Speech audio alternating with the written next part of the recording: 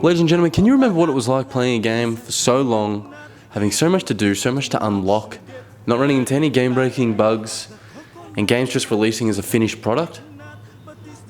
Me neither. This is the current state of the gaming industry from a 2021 point of view. I know it's 2022, but I planned the video in 2021. It's sad to see what the gaming industry has become over the past 6 or so years. It's come to a point that every game that comes out, you have a 50-50 chance of whether it's going to be a finished product. Let's have a little look at the recent release of Halo Infinite. Can you remember when that game was originally meant to be released and they did that demo and it was such a shit show and there was so much backlash that they actually decided to delay it another 12 months? And then 12 months later, they released the game with half the amount of content prior Halo games had. Infinite multiplayer released with just a few game modes, so there was no SWAT, there was no infection, there was just the basics.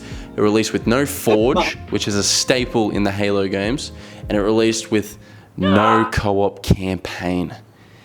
And that's just a dagger in the back.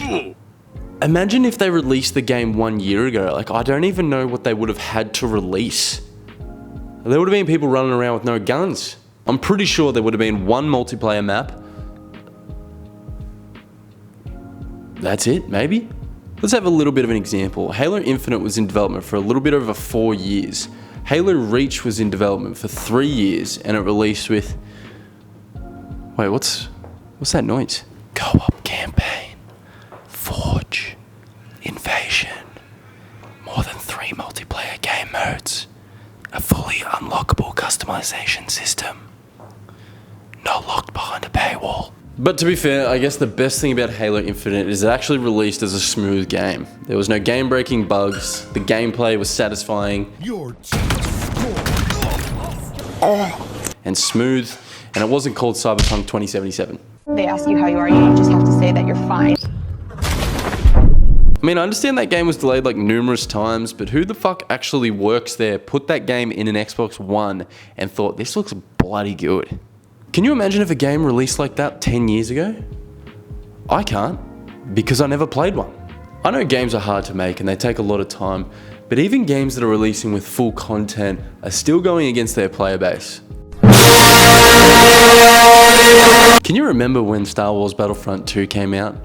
That game literally caused an online riot and the start of the beginning to rid microtransactions.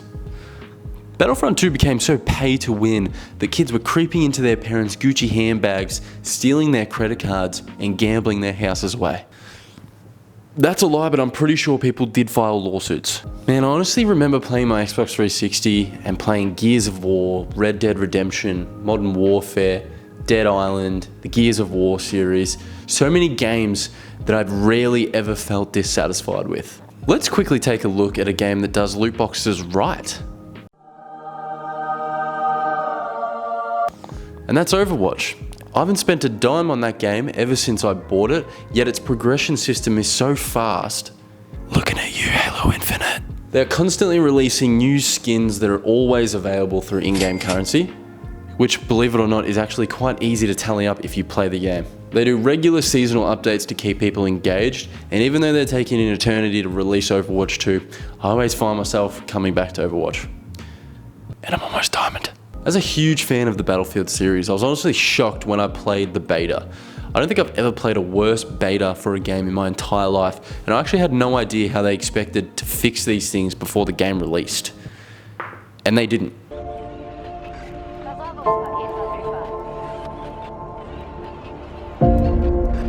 It's actually turned me off the entire series, and that makes me very, very sad.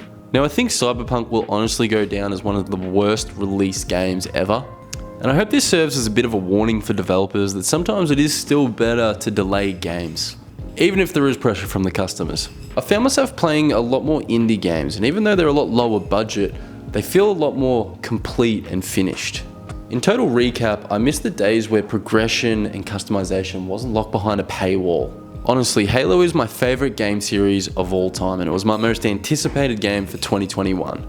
But I've honestly stopped playing it already because the progression system is such a grind that I'd rather shit on my hands and clap.